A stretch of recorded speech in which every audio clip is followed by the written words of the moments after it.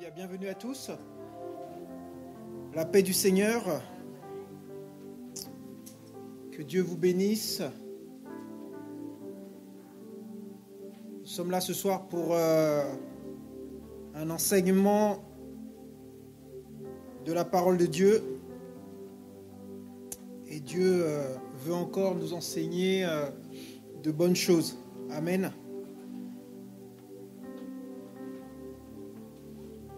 Donc je prie que le maximum de personnes puissent recevoir cette parole. N'hésitez pas à partager à vos amis, à votre famille, tous ceux qui sont autour de vous. Car la parole de Dieu, elle est bonne. Dieu veut nous bénir à travers sa parole ce soir. Nous allons remettre ce moment entre les mains de Dieu. Prions le Seigneur. Seigneur notre Dieu, notre Père, nous voulons te louer, te rendre grâce pour ta présence ce soir parmi nous, Seigneur. Oui, Seigneur, nous sommes dans la joie quand on nous dit « Allons à la maison du Seigneur ». Et nous sommes là ce soir, Seigneur, pour recevoir ta parole qui est vivante, ta parole qui est la vérité, ta parole qui ne revient pas à toi sans effet, Seigneur. Oui, Seigneur, ta parole qui va nous fortifier, nous encourager, qui va nous transformer, Seigneur. Oui, merci Saint-Esprit de nous conduire ce soir, de nous sonder, d'ouvrir les yeux de notre cœur.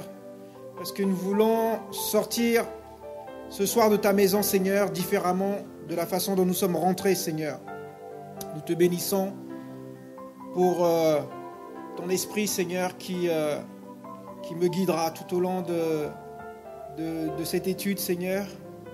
Et je prie, Seigneur, dans le nom de Jésus, Seigneur, que ta parole puisse impacter ce soir les cœurs de tous ceux qui sont à l'écoute, Seigneur.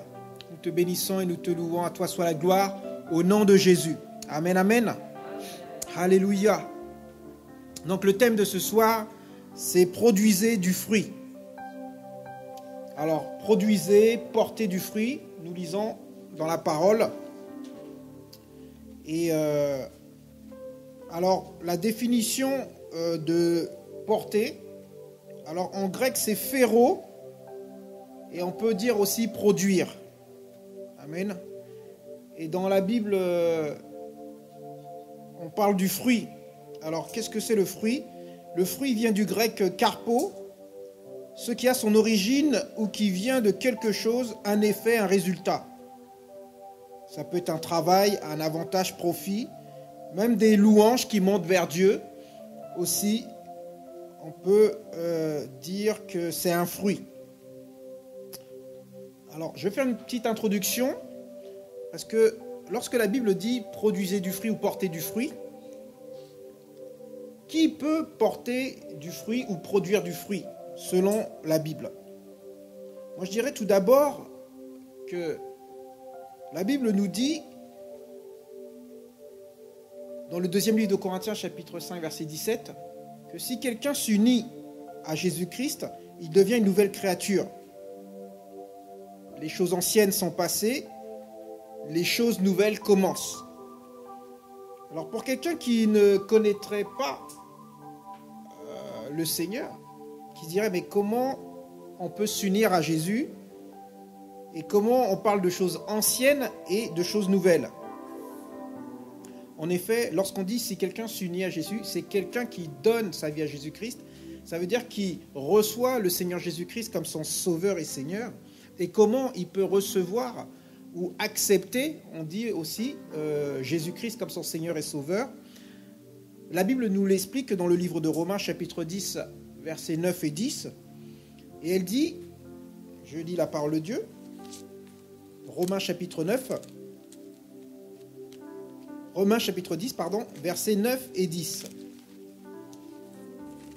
La Bible dit, en effet, si avec ta bouche tu reconnais en Jésus le Seigneur, et si avec ton cœur tu crois que Dieu l'a réveillé d'entre les morts, tu seras sauvé. Car c'est avec le cœur qu'on a la foi qui mène à la justice, et c'est avec la bouche qu'on fait l'acte de reconnaissance qui mène au salut. Donc, accepter Jésus comme son sauveur et Seigneur, c'est recevoir le salut. Hein? Donc en confessant, ça veut dire en parlant, en disant, Seigneur, je t'accepte comme mon sauveur et Seigneur.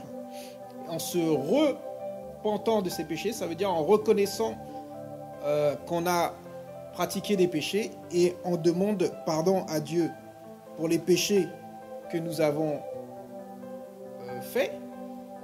Aussi, demander pardon à Dieu d'avoir vécu sans lui ou d'avoir eu une vie éloignée de lui. Amen. Et donc, c'est comme ça on reçoit le Seigneur Jésus et on devient donc la nouvelle créature dont parle le deuxième livre de Corinthiens, chapitre 5, verset 17. Alors, la Bible nous dit aussi, à partir de ce moment-là où on a accepté le Seigneur Jésus comme notre Sauveur et Seigneur, on reçoit donc le Saint-Esprit, qui est l'Esprit aussi, la Bible parle aussi de l'Esprit du Christ. Et à partir de ce moment-là, la Bible dit que notre corps devient le temple du Saint-Esprit. Amen. Et c'est pour ça que j'aime bien ce verset dans le livre de Galates, chapitre 2, verset 20, qui dit « Ce n'est plus nous qui vivons ». Donc ce n'est plus toi qui vis. À partir du moment où tu as accepté le Seigneur Jésus comme ton Sauveur et Seigneur, la Bible dit dans Galates 2, 20, « Ce n'est plus toi qui vis, mais c'est Christ qui vit en toi. Car ta vie humaine actuelle, tu la vis dans le Fils de Dieu qui t'a aimé et qui a donné sa vie pour toi. » Amen. Parce que Dieu nous a tant aimés, Dieu t'a tant aimé qu'il a donné son Fils unique, Jésus-Christ, afin que tu ne meures pas. Ça veut dire que tu n'ailles pas en enfer, que tu n'aies pas cette mort définitive, cette mort éternelle éloignée de Dieu, mais que tu aies la vie éternelle dans la présence de Dieu, de Jésus-Christ, dans son royaume, dans le ciel. Amen.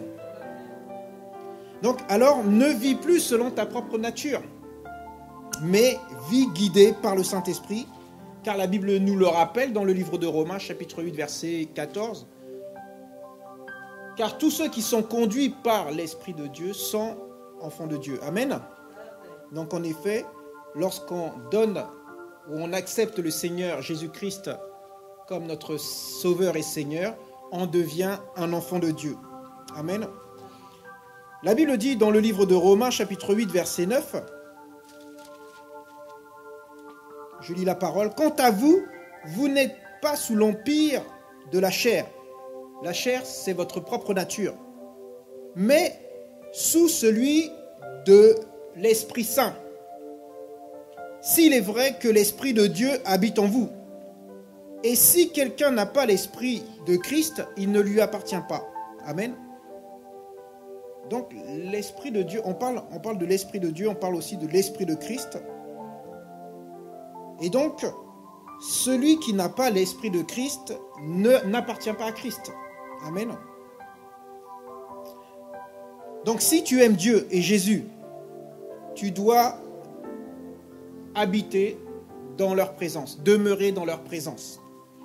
Et c'est ce que la Bible nous le dit dans le livre de Jean, chapitre 14, au verset 23. Jésus parle, il dit, « Si quelqu'un m'aime, il gardera ma parole, et mon Père l'aimera. Nous viendrons à lui et nous ferons notre demeure auprès de lui. » Amen. Donc, là encore une fois, on parle de Jésus et Dieu qui viennent faire leur demeure auprès de toi, auprès de moi. En effet, Jésus est Dieu, Dieu est Dieu, Dieu le Père, Jésus est Dieu le Fils, et le Saint-Esprit est aussi Dieu. Amen. Nous croyons en Dieu le Père, le Fils et le Saint-Esprit. Amen. Et donc Jésus, il dit, dans le verset, si tu m'aimes, ou si tu aimes Dieu, et si tu m'aimes, si tu aimes Jésus-Christ, tu dois donc demeurer dans leur présence. Et aussi, tu obéiras à ce qu'il dit. Hein, celui qui garde ma parole, il dit. Amen. Alors pour porter du fruit, comment faire pour porter du fruit? Le chapitre 15 de Jean, nous allons le lire à partir du verset 1. La Bible dit, c'est Jésus qui parle. Il dit, c'est moi qui suis la vraie vigne et mon Père qui est le vigneron. Donc Jésus est la vigne et Dieu le Père le vigneron. Jésus il dit, tout sarment qui en moi ne porte pas de fruit, il l'enlève, et tout sarment qui porte du fruit, il le purifie en le taillant pour qu'il porte encore plus de fruits.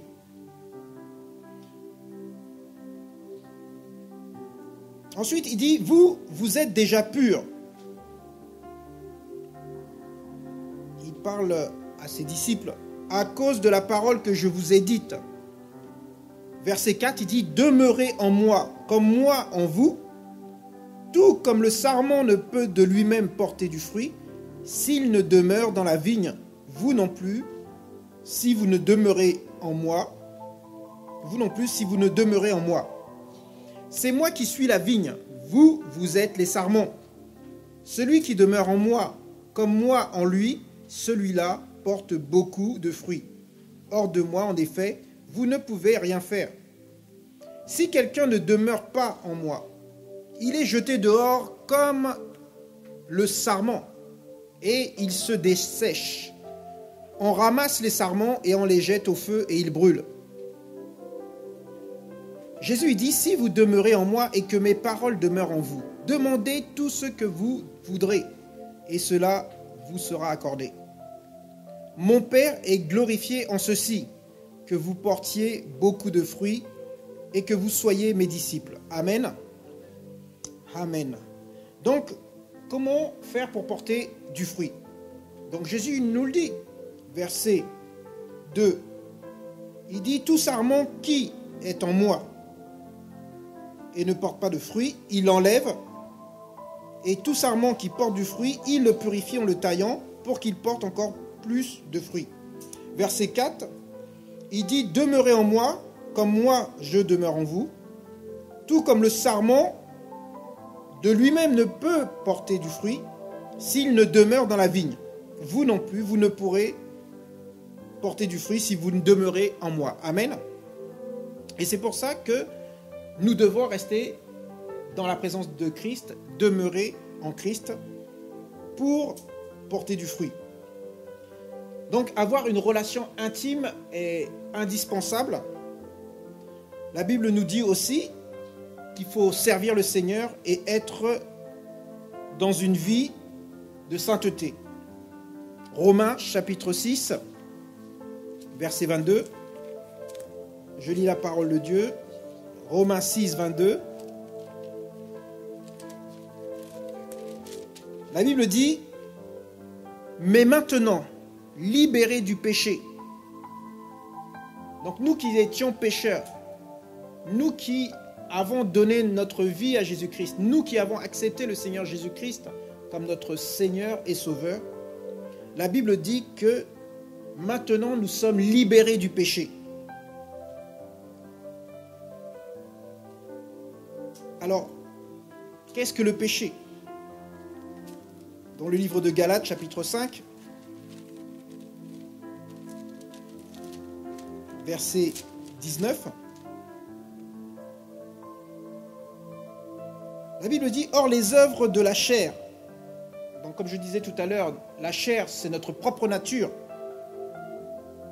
sont manifestes. L'inconduite sexuelle, impureté, débauche, idolâtrie, sorcellerie, hostilité, dispute, passion jalouse, fureur, ambition personnelle, division, dissension, envie, beuverie, orgie et autres choses semblables. Tout cela, la Bible dit, tout cela c'est le péché, c'est tout ce que Dieu déteste en fait. Amen. On peut même dire c'est le fruit du péché. Alors, au verset 22 du livre de Romains chapitre 6, il dit, maintenant vous êtes libérés du péché et devenus esclaves de Dieu. Et vous avez pour fruit une consécration et pour fin la vie éternelle. Donc, lorsque on parle que vous avez pour fruit une consécration, c'est là où l'enfant de Dieu doit avoir une vie consacrée à Dieu, une vie de sainteté, une vie qui plaise à Dieu. Amen. Il ne doit plus vivre dans le péché. Et c'est pour ça, tout à l'heure, je vous disais dans le 2e livre de Corinthiens, chapitre 5, verset 17, les choses anciennes, donc ta nature pécheresse, tout ce que tu faisais avant d'avoir rencontré Jésus-Christ, elle doit s'en aller de ta vie. Amen. Les choses anciennes sont passées et voici, toutes choses sont devenues nouvelles. Une nouvelle vie commence avec le Seigneur Jésus-Christ et c'est comme ça qu'on apprend à marcher dans la sainteté en obéissant au commandement de la parole de Dieu. Amen. Et il dit, pour fin, vous avez la vie éternelle. Verset 23, car le salaire du péché, c'est la mort. Donc, le résultat du péché, c'est la mort. Mais le don de la grâce, le don gratuit de Dieu, c'est la vie éternelle en Jésus-Christ, notre Seigneur. Amen. Donc, en Jésus-Christ, on a la vie éternelle. Donc, si on demeure dans le Seigneur Jésus-Christ, si on marche en sainteté de vie, voilà, on aura la vie éternelle. Amen. Ça ne veut pas dire que lorsqu'on est enfant de Dieu, lorsqu'on a donné sa vie à Jésus-Christ, lorsqu'on a accepté le Seigneur Jésus-Christ comme son Seigneur et Sauveur, ça ne veut pas dire qu'on ne peut pas pécher. Nous sommes encore attachés à notre corps, qui est notre propre nature.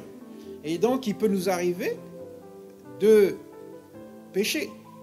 Mais nous ne pratiquons pas le péché. Ça veut dire que nous ne vivons pas continuellement dans le péché. Donc la Bible dit, lorsqu'on pêche, lorsqu'on fait une erreur, dans le premier livre de Jean, chapitre 1, verset 9, la Bible dit, si nous confessons, donc nous ne sommes pas parfaits encore, nous pouvons encore pécher. Donc si nous péchons, la Bible dit, si tu confesses à Dieu, ça veut dire tu te repens, tu demandes pardon à Dieu pour cette erreur que tu as commise, la Bible dit que Dieu est fidèle et juste pour te pardonner et pour te purifier à nouveau. Amen. Et donc, lorsque tu fais cette confession à Dieu, voilà, Dieu te lave, il te purifie et tu redeviens saint. Amen. Lorsque nous sommes en Christ, nous sommes saints, nous ne sommes plus des pécheurs. Jésus-Christ est venu pour nous racheter du péché. Donc, lorsqu'il t'achète, il a acheté le péché et tu deviens saint. Parce qu'il y a beaucoup d'enfants de Dieu encore qui disent « nous sommes des pécheurs ». Si tu es en Christ, tu n'es plus pécheur. Christ ne peut pas être pécheur. Amen. Donc nous sommes saints. Amen. Donc comme je vous disais, avoir une relation intime avec le Seigneur et marcher dans une vie de sainteté, premièrement. Deuxièmement, tu dois oublier ton ancienne vie. On a lu tout à l'heure Jean 12, verset 24. Donc tu dois mourir à ton ancienne vie. La Bible dit, c'est Jésus qui parle, il dit « Amen, amen, je vous le dis. Si le grain de blé ne tombe en terre et ne meurt, il demeure seul. Mais s'il meurt, il porte beaucoup de fruits. » Amen. Donc nous devons mourir à notre ancienne vie. Ça veut dire se couper complètement de notre ancienne vie. Si nous étions, ou si tu étais un voleur ou une voleuse, voilà, tu dois changer de vie radicalement. Ça veut dire cette vie de voleur, hop, elle est passée. Aujourd'hui, tu ne voles plus. C'est ça ce que ça veut dire. Il dit, si le grain de blé ne tombe en terre, ça veut dire, si toi, tu ne meurs pas à cette vie ancienne, tu ne peux pas produire du fruit dans la nouvelle vie avec Jésus-Christ. Amen. Et on voit encore des enfants de Dieu qui ont un pied dans le monde, ça veut dire un pied dans leur ancienne vie, et un pied dans la vie avec Jésus. Mais la Bible nous dit clairement que Dieu ne peut pas être dans le péché et voilà, on ne peut pas vivre un pied dans le monde et un pied dans le monde. Le péché et Dieu, c'est pas possible. Il dit il y a inimitié entre les deux, c'est pas possible qu'ils puissent marcher ensemble. Amen. Deuxièmement, tu dois considérer toute chose comme une perte. La Bible dit dans Philippiens chapitre 3, verset 8. Philippiens chapitre 3, verset 8.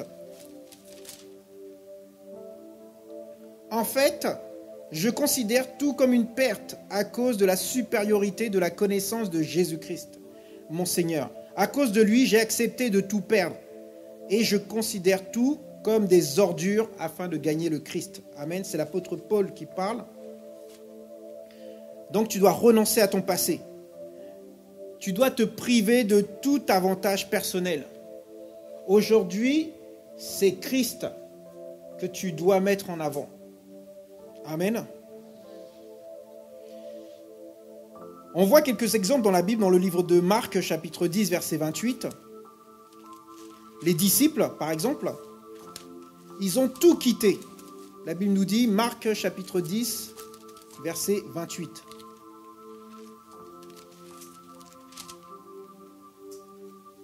C'est Pierre qui parle à Jésus, il dit, nous avons tout quitté pour te suivre. Jésus lui répond, Amen, je vous le dis, il n'est personne qui est quitté à cause de moi et de la bonne nouvelle, maison, frères, sœurs, père, mère, enfants ou terre, et qui ne reçoivent au centuple dans le temps présent. Maison, frères, sœurs, mère, enfants et terre, avec des persécutions, et dans le monde qui vient, la vie éternelle. Amen. Donc les disciples ont tout quitté. Ils ont abandonné même leur travail. La Bible nous dit dans le livre de Luc, chapitre 5, verset 11. Luc 5, 11. Donc les disciples étaient partis à la pêche. Et la Bible dit, alors ils ramenèrent les bateaux à terre, ils laissèrent tout et suivirent Jésus. Amen. Dans Luc chapitre 14, verset 33, là encore, on voit un passage, c'est Jésus qui parle, il dit ainsi donc, quiconque d'entre vous ne renonce pas à tous ses biens ne peut être mon disciple. Hein, c'est pour ça que la Bible le dit plusieurs fois. Il dit, cherchez d'abord le royaume de Dieu et toutes les choses vous seront données par-dessus. Parce que nous, les êtres humains, nous sommes attachés au bien de ce monde. Amen. Et c'est pour ça que Jésus il dit, il faut renoncer à ses biens. Rappelez-vous de l'homme riche. Il dit, Seigneur, voilà, moi je respecte les 10 commandements. J'aide mon prochain. J'ai tout fait. Jésus lui dit, il te manque une chose. Va, vends tout ce que tu as et suis-moi. Et c'est là qu'était le problème. Le problème, c'est qu'il avait beaucoup trop de biens. Il avait beaucoup trop de richesses. Et il n'a pas pu, donc, abandonner ces richesses-là pour Jésus. Pourtant, il avait presque tout fait, lui manquait juste cette chose-là. Donc, nous devons, bien aimés, ne pas nous attacher aux biens de ce monde. Ça ne veut pas dire qu'on ne doit pas en avoir. En fait, la Bible nous dit, renoncer à ces biens, c'est parce qu'il y a des gens qui idolâtrent les biens et qui font passer les biens avant Dieu. Et c'est pour ça qu'on voit dans l'homme riche, le jeune homme riche, il était attaché plus aux biens qu'à Dieu. Et lorsque Jésus lui a dit, vas-y, vends tout ça et suis-moi, il n'a pas pu le faire. Il était attaché. Et aujourd'hui, on voit encore beaucoup de monde qui sont attachés. Dieu ne veut pas que nous possédons pas de biens. Il ne veut pas que nos biens passent avant lui, tout simplement. Il veut être le premier dans toutes les choses. Donc, c'est bien d'avoir une belle maison, une belle voiture, mais il ne faut pas idolâtrer tes biens. Amen. Voilà. Troisièmement, maintenant tu dois avoir un cœur réceptif. Pour porter du fruit, il faut avoir un cœur réceptif. Rappelez-vous de la parabole du semeur. dans le livre de Marc au chapitre 4, à partir du verset 1. Marc chapitre 4 à partir du verset 1, la parabole du semeur. Donc Jésus se met à enseigner au bord de la mer. Il se rassemble auprès de lui une foule si nombreuse qu'il monte dans un bateau sur la mer et s'y assit. Toute la foule était à terre près de la mer. C'est pour ça que je vous dis, bien-aimés, nous devons avoir un cœur réceptif. Ils étaient assis, ils attendaient que le Seigneur parle. Amen. Donc ils étaient tout oui, comme on dit, ou ils étaient dans l'attente de recevoir. La Bible dit, verset 2, il les instruisait longuement en paraboles et leur disait dans son enseignement. Écoutez, le semeur sortit pour semer. Comme il semait, une partie de la semence tomba le long du chemin. Les oiseaux vinrent et la mangèrent. Une autre partie tomba dans un endroit pierreux, où elle n'avait pas beaucoup de terre. Elle leva aussitôt. La semence leva aussitôt parce que la terre n'était pas profonde. Mais quand le soleil se leva, elle fut brûlée et elle se dessécha, faute de racines. Une autre partie tomba parmi les épines. Les épines montèrent et l'étouffèrent, et elle ne donna pas de fruits. D'autres grains tombèrent dans la bonne terre, montant et croissant. Ils finirent par donner du fruit. Un apporta 30, un autre 60 et un autre 100. Jésus dit, celui qui a des oreilles pour entendre, qu'il entende. Amen. Alors, lorsqu'il partit à l'écart, Jésus, avec ses disciples, ils l'interrogèrent sur ces paraboles. Il dit, mais Seigneur, nous n'avons pas compris ce que tu nous as dit. Et Jésus leur dit, à vous le mystère du règne de Dieu a été donné. Mais pour ceux du dehors, tout arrive en parabole. De sorte que tout en regardant bien, ils ne voient rien, et que tout en entendant bien, ils ne comprennent rien, de peur qu'ils ne fassent demi-tour et qu'il ne leur soit pardonné. Amen. Alors l'explication de la parabole du semeur. Jésus il dit, vous ne saisissez pas cette parabole. Comment pourrez-vous donc comprendre toutes les paraboles? Le semeur sème la parole. Donc on va dire que le semeur c'est Dieu. Et Dieu il sème la parole. Ceux qui sont le long du chemin sont ceux qui ont la parole, sont ceux qui... La parole est semée, mais à peine l'ont-ils entendu que Satan vient l'enlever. Enlever la parole qui a été semée dans leur cœur.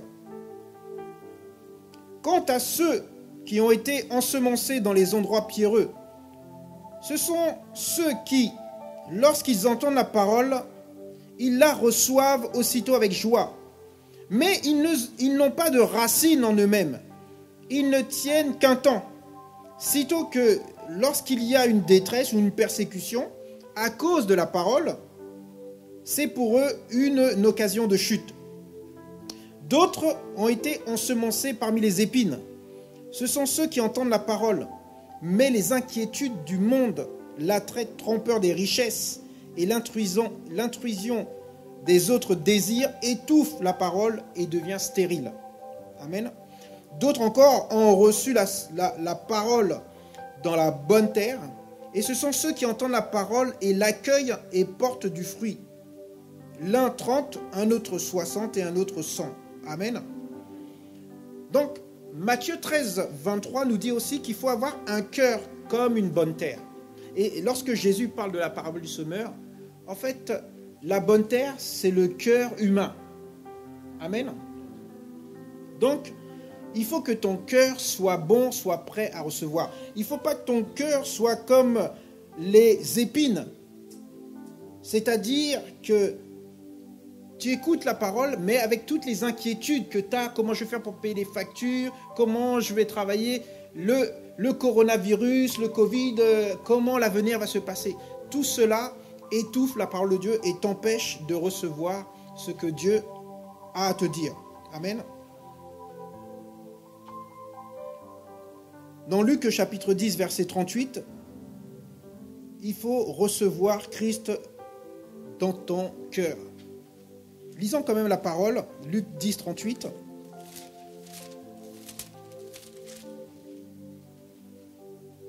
La Bible dit, pendant qu'ils étaient en route, il entra dans un village et une femme nommée Marthe le reçut. Donc, recevoir Jésus-Christ dans ta maison. La Bible aussi, lorsque la Bible parle de la maison, parle aussi de ton corps, comme une habitation. Hein, c'est pour ça, tout à l'heure, lorsque je dis que l'Esprit de Dieu habite en toi, que nous sommes une habitation. Amen. Hein, dans le premier livre de Corinthiens, au chapitre 6, je lis la parole de Dieu, 1 Corinthiens, chapitre 6,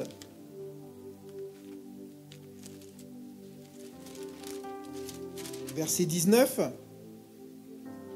la Bible dit « Ne le savez-vous pas, votre corps est le sanctuaire de l'Esprit Saint qui est en vous, et que vous tenez de Dieu. Vous ne vous appartenez pas à vous-même. » Amen. 1 Corinthiens, chapitre 3, verset 16 aussi, nous dit « Ne savez-vous pas que vous êtes le sanctuaire de Dieu, et que l'Esprit de Dieu habite en vous. » En fait, lorsqu'on parle de maison, on parle aussi de notre corps, d'accord? Donc, recevoir le Seigneur Jésus-Christ, c'est l'accepter aussi dans son cœur, dans son corps, dans sa maison. Amen. Dans le livre des Actes aussi, il y a un passage, Acte 2, verset 41. Acte 2, 41.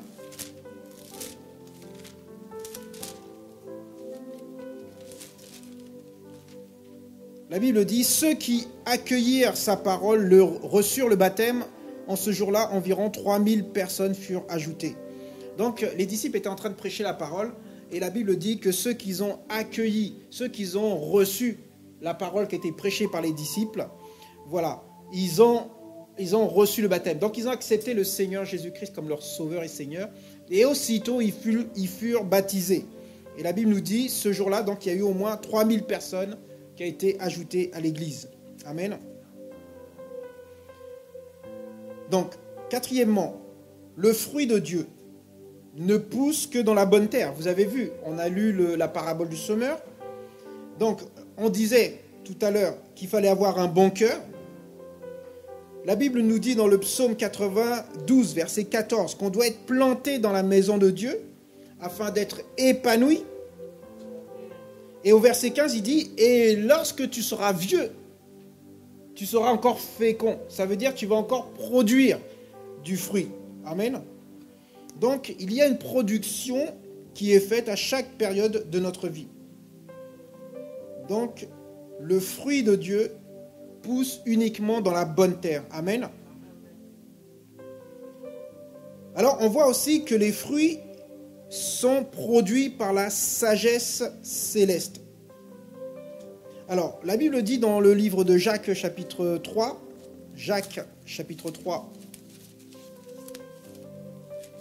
verset 17, il dit « La sagesse d'en haut, elle, est d'abord pure, ensuite pacifique, conciliante, raisonnable, pleine de compassion et de bons fruits, au pluriel, sans parti pris, sans hypocrisie. » Amen.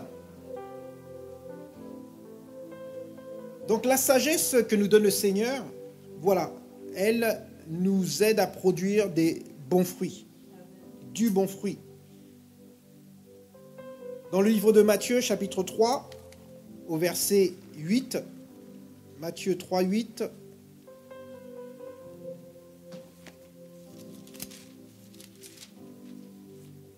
la Bible dit « Produisez donc du fruit digne de la repentance ».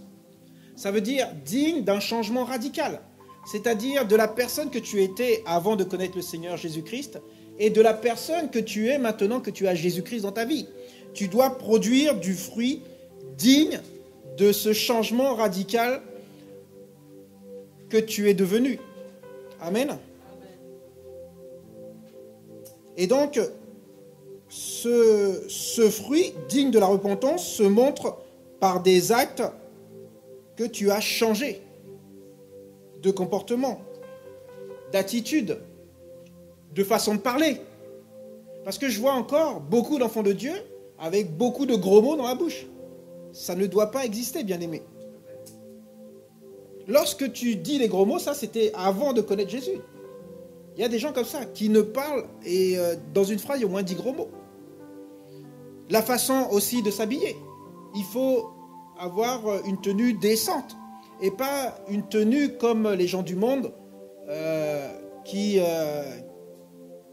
des tenues sensuelles ou des tenues pour attirer. Vous voyez ce que je veux dire? Donc tout cela, bien aimé, ça fait partie de fruits dignes de la repentance. Amen. Du fruit digne d'un changement radical parce que Jésus t'a transformé. Tu n'es plus la même personne. Alors, aussi, lorsqu'on donne notre vie à Jésus-Christ, on reçoit le fruit du Saint-Esprit. Et ce fruit-là possède de nombreuses variétés. Amen. Donc, quand quelqu'un reçoit le Seigneur Jésus-Christ comme son Sauveur et Seigneur, il reçoit le Saint-Esprit, comme j'ai dit tout à l'heure, qui va habiter dans cette personne. Comme je l'ai dit tout à l'heure, nous sommes une habitation du Saint-Esprit. Donc, on a lu tout à l'heure le livre de Romains, chapitre 8, verset 9, qui dit « Ne vivez plus selon votre propre nature, l'ancienne nature, mais vivez selon le Saint-Esprit, puisque l'Esprit de Dieu habite en vous. Celui qui n'a pas l'Esprit de Christ ne lui appartient pas. » Amen.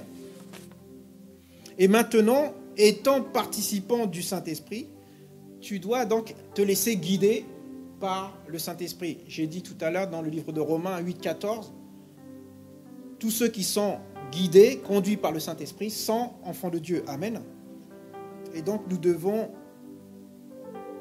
être ceux que la Bible dit nous sommes. Amen. Donc si donc une personne est guidée par le Saint-Esprit, il doit manifester aussi ses actes en portant le fruit de l'Esprit, qui est le résultat du Saint-Esprit en train de nous guider. Amen. Qui est en train de guider ta vie chrétienne. Le chrétien doit se laisser guider par le Saint-Esprit. Nous appartenons au Seigneur et au Saint-Esprit qui nous façonne à l'image de Christ. Amen. Donc, la vérité, c'est que le fruit de l'Esprit Saint, est contraire au fruit du péché qu'on a lu tout à l'heure dans le livre de Galates, chapitre 5, versets 19 à 21. Le fruit de l'Esprit nous amène à avoir une vie de sainteté, tandis que le fruit du péché, la chair, nous conduit au péché. Vivre d'après le fruit de l'Esprit, c'est permettre au Saint-Esprit, au Seigneur, de nous guider dans une telle façon que l'on vienne à dominer le pouvoir du péché sur nous. Amen. Le fait de vivre par le Saint-Esprit, d'être guidé par le Saint-Esprit, on a cette force que nous donne le Saint-Esprit pour dominer notre chair et ne pas être sous le pouvoir du péché. Amen.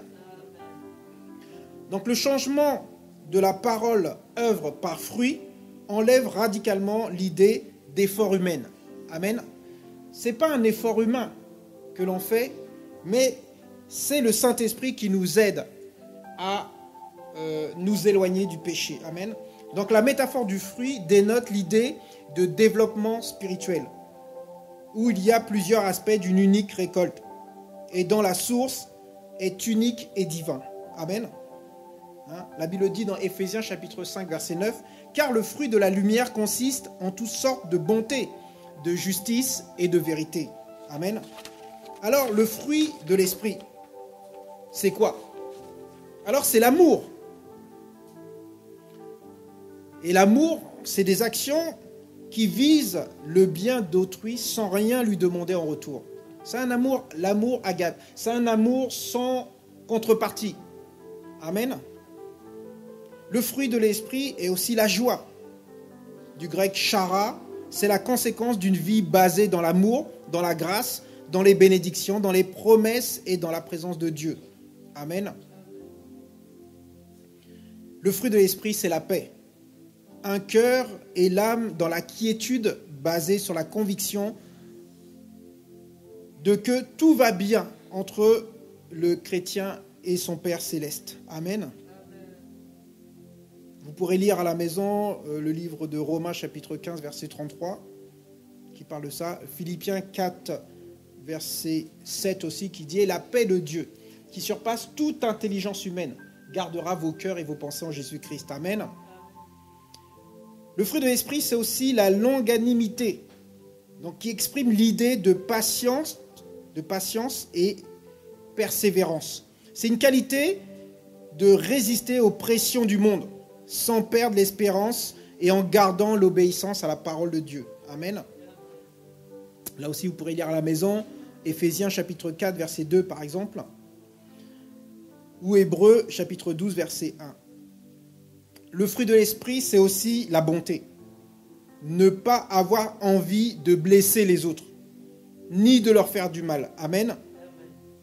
Voilà, donc Éphésiens 4, 32, il dit soyez bons les uns envers les autres, compatissants. Amen.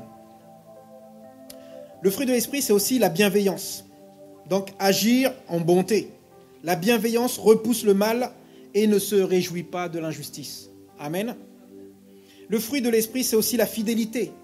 Être loyal et constant par rapport à quelqu'un. Lorsqu'on est uni par un engagement, une promesse, un pacte. Être loyal aussi avec la parole de Dieu. Donc, lorsque tu dis quelque chose, il faut respecter. Quand tu donnes ta parole, tu respectes ta parole. Amen. Donc là, vous pourrez aussi lire à la maison Matthieu 23, verset 23, Romains 3, 3, par exemple. Le fruit de l'esprit, c'est aussi la douceur. Modération, une modération associée à la force et au courage. C'est une capacité d'être soumis avec humilité. Quand la douceur est manifeste, l'harmonie règne. Amen. Donc quand il y a la douceur, il y a de l'harmonie. Amen. Le fruit de l'esprit, c'est aussi de la maîtrise de soi. Contrôler les désirs de sa propre nature. Il faut maîtriser son corps. Et l'apôtre Paul, il disait, comment il disait ça encore voilà, il a assujetti sa chair. Donc c'est ça la maîtrise de soi, bien-aimé. Celui qui a la maîtrise de soi-même sait freiner son corps, son âme, et il les soumet à son esprit, qui est lié au Saint-Esprit. Amen. Donc vous pourrez lire à la maison aussi Tite 1, chapitre 1, verset 8. Amen. Donc, bien-aimé, on doit laisser le Seigneur grandir et nous diminuer. C'est-à-dire, plus tu te nourris de la parole de Dieu, c'est pour ça que la Bible dit, l'homme ne vivra pas de pain seulement. Ça veut dire de nourriture naturelle, mais de toute parole. Hein? Toute parole qui sort de la bouche de Dieu. Et c'est ça, cette parole-là qui fait que nous grandissons spirituel. Ça veut dire que notre esprit prend le dessus sur notre propre nature. Amen. Alléluia. Alléluia. Alors que se passe-t-il pour celui ou celle qui ne porte pas du fruit? La Bible est claire. Dans le livre de Matthieu, chapitre 3, verset 10, il dit « Déjà la hache est prête à attaquer les arbres à la racine. Tout arbre donc qui ne produit pas du beau fruit est coupé et jeté au feu. » Là, l'arbre, c'est encore une image de nous, hein, de l'être humain. Donc, s'il ne porte pas du fruit, s'il ne produit pas de bons fruits, il est coupé et jeté au feu. C'est le jugement divin. Amen. Deuxièmement, celui ou celle qui ne porte pas du fruit va causer la déception du Maître, du Seigneur. Luc chapitre 13, verset... À partir du verset 6, je lis la parole de Dieu. Jésus, il parle de la parabole du figuier stérile. Il dit, un homme avait un figuier planté dans sa vigne. Il vint y chercher du fruit et il n'en trouva pas. Alors il dit au vigneron, voilà 3 ans que je viens chercher du fruit sur ce figuier et je n'en trouve pas. Coupe-le donc, pourquoi occuperait-il la terre inutilement? Le vigneron répond au maître. Il dit, maître, laisse-le encore cette année, le temps que je creuse tout autour et que j'y mette du fumier. Peut-être produira-t-il du fruit à l'avenir. Sinon, tu le couperas. Amen. Donc, il y a une déception. le vigneron a ce figuier dans son jardin et le figuier tous les ans ne produit pas du fruit. Il dit il occupe la terre pour rien. Et nous c'est pareil, lorsque nous sommes plantés dans le royaume de Dieu, bien aimé, si tu ne produis pas du fruit, le Seigneur va dire mais toi tu occupes là le terrain, là l'espace pour rien. Amen. Et donc nous pouvons causer la déception. Amen.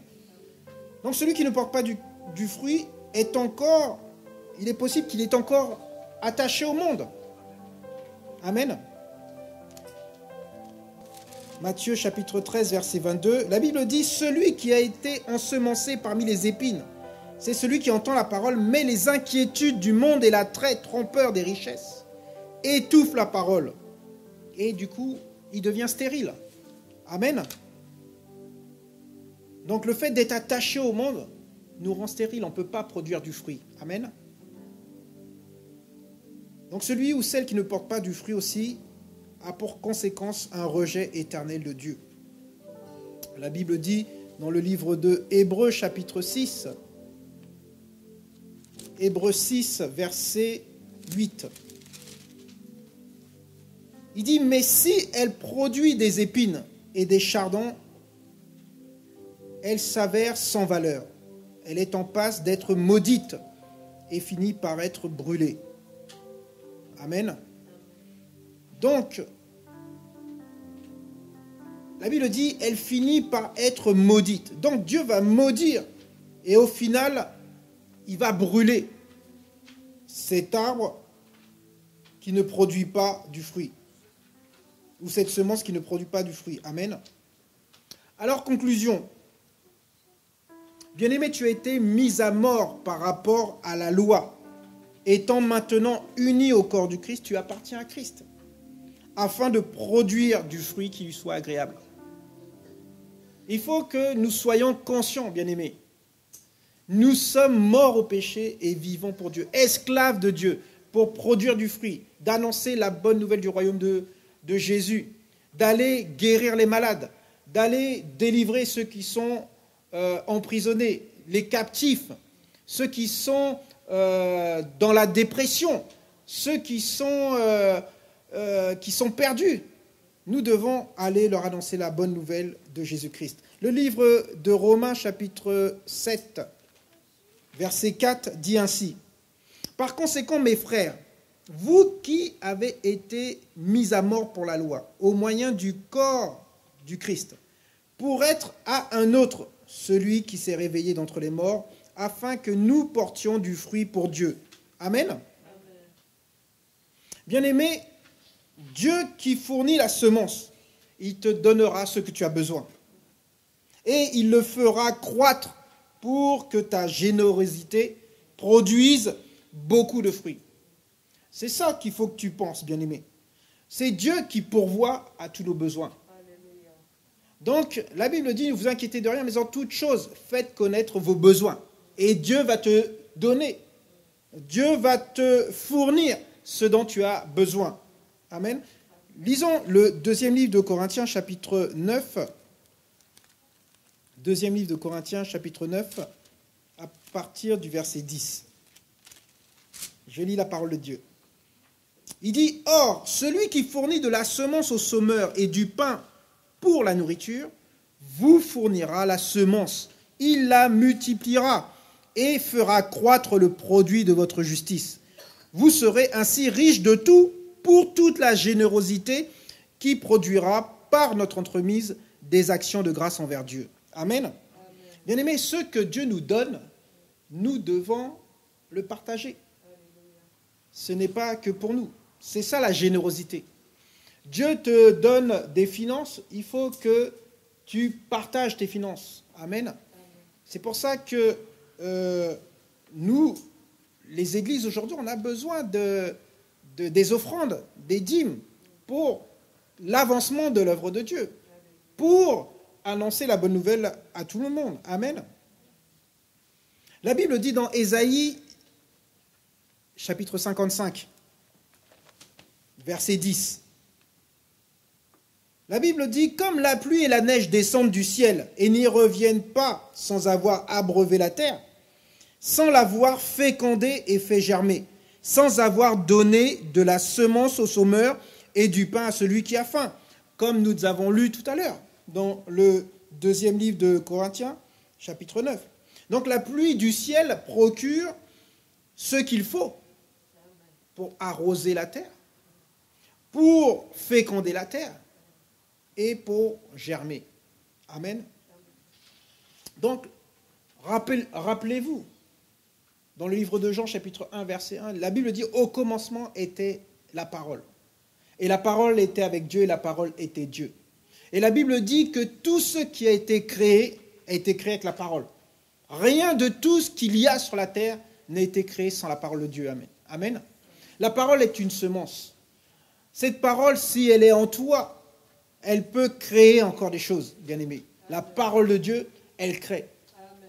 Verset 11, il dit « Ainsi en est-il de ma parole ». C'est Dieu qui parle, qui sort de ma bouche. C'est pour ça que l'homme ne vivra pas de pain seulement, mais de toute parole qui sort de la bouche de Dieu. Amen. Donc il dit « Il en est ainsi de ma parole qui sort de ma bouche. Elle ne revient pas à moi sans effet, sans avoir fait ce que je désire, dit le Seigneur, sans avoir réalisé ce pourquoi je l'ai envoyé. » Lorsqu'il y a des malades, la Bible dit dans le livre de Psaume, chapitre 107, verset 20, la Bible dit « Il envoya sa parole, et sa parole les guérit. » Donc, la parole de Dieu a un pouvoir de guérison. Amen. Et c'est ça le fruit. Lorsque tu mets en pratique la parole de Dieu, lorsque tu parles la parole de Dieu, elle va produire quelque chose. On appelle ça aussi du fruit, bien-aimé. Amen. Et donc, je prie ce soir que le Seigneur puisse vous encourager à vous plonger dans cette parole. Cette parole qui va vous fortifier, qui va vous encourager, qui va vous aider à marcher selon la volonté de Dieu, pour être agréable à Dieu. Amen. Et vraiment que le Seigneur puisse vous bénir par cet enseignement. Porter du fruit, ça veut dire vraiment travailler pour le Seigneur. Faites que l'œuvre de Dieu avance. Faites que les gens puissent connaître la parole de Dieu, pour que cette parole puisse transformer leur vie, pour que cette parole puisse les changer aussi. Comme on a vu, la parole de Dieu, elle change radicalement. Lorsque les gens acceptent la parole de Dieu, ils sont transformés, ce ne sont plus les mêmes personnes. Ils deviennent des nouvelles personnes. On se rappelle même plus de... On se dit, non, ce n'est pas celui qui était comme ça. Comment il a fait pour devenir comme ça? C'est Jésus qui a transformé sa vie. C'est la parole de Dieu qui a transformé sa vie. Amen. La parole de Dieu, elle change tout. Et on voit, elle crée tout. Elle appelle à l'existence les choses encore qui ne sont pas. Donc nous devons produire du fruit comme ça aussi. Lorsqu'il y a des choses que nous devons faire et que tout est bloqué, nous devons proclamer, nous devons libérer la parole de Dieu pour que sa puissance puisse se manifester et que les choses puissent être créées et que Dieu soit glorifié. Amen. Prions le Seigneur. Seigneur, notre Dieu, notre Père, nous voulons te dire merci, Seigneur, parce que nous comprenons ce soir, Seigneur, que ta parole, elle est puissante. Ta parole amène à l'existence des choses. Elle a créé toutes choses sur la terre, Seigneur. Ta parole les transforme. Ta parole nous permet, Seigneur, de produire du fruit, de produire des actes qui te glorifient, Seigneur. Je prie dans le nom de Jésus ce soir pour tous ceux qui ont écouté, Seigneur, cette parole, qu'elle ne puisse pas revenir à toi, Seigneur, sans effet, mais qu'elle puisse transformer les vies, qu'elle puisse guérir les malades, qu'elle puisse libérer les captifs, Seigneur, qu'elle puisse élever des hommes et des femmes à droite, à gauche, pour que tu sois glorifié, Seigneur, pour qu'ils puissent proclamer ton nom, Seigneur, pour qu'ils puissent glorifier ton nom, Seigneur. Je te loue et je te rends grâce, Seigneur, pour cette parole que tu nous as donnée, cette parole précieuse, Seigneur, que nous devons garder, Seigneur, dans notre cœur, comme a dit le Seigneur Jésus. Oui, Seigneur, il nous a dit de garder cette parole, afin que l'on puisse produire du bon fruit, Seigneur. Oh Seigneur, merci Seigneur. Sois glorifié, sois élevé dans nos vies. À toi soit la gloire. Dans le nom de Jésus, nous avons prié. Amen. Soyez bénis. Bonne soirée à tous. Alléluia. Que Dieu soit loué. Amen, amen, amen.